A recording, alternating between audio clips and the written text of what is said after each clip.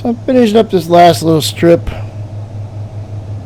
of ground here for canola. Then we are done with our canola planting. I showed you that in the new farm construction reveal video.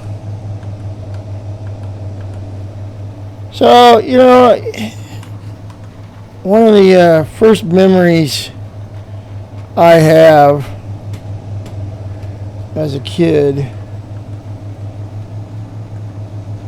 is I think I had to have been somewhere around 10 or 11, but it was going out and checking the cows with my dad. We started out as a cow calf operation, you know, with a bull and the cows, and you have calves, and you sell the calves. If you're not familiar with cow calf operations, but the calves get about 500-600 pounds. Oh, they're probably about 9 months old to a year. You sell them, and then you start all over again with getting the cows pregnant, and so on and so on. And that was my earliest. We'd check the cows and go out and count them, and later on as I got older, Dad and I would go out and check the pasture cattle. When we were in our feedlot pasture operation, we literally pulling to one side. I'd count one side, he'd count the other, and we would compare our numbers and see if we came up with the right amount, and if we didn't, we'd count them again. If we still didn't, we'd go looking for them. Sometimes they would be off in the holler. One time we found a cow. I don't know if you're familiar with hedge trees, but they're a smaller tree. They grow about 15 feet high, maybe 20 feet high.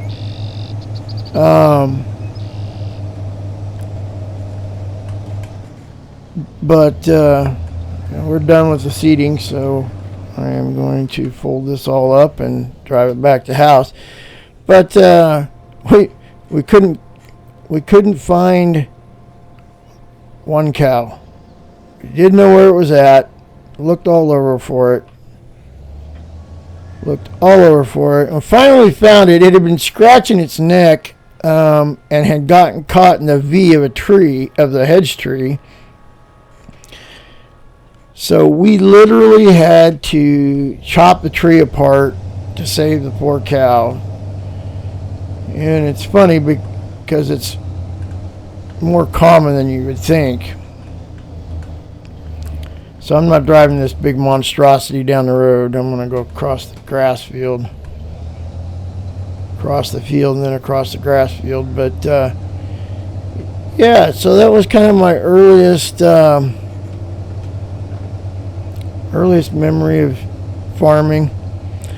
I was in FFA, Future Farmers of America, when I got to high school, and was a state farmer.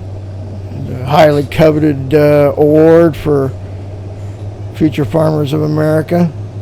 So you basically have to keep very detailed and accurate records of your farming operations. So I literally leased about 200 acres from my dad, and he was my banker, so I basically borrowed on credit of profit from the crops, and wheat was my crop of choice. So I had to keep track of how much fuel I used, how much fertilizer I used, and tractor rental based on kind of what the local dealer rental prices were. And then once we harvested,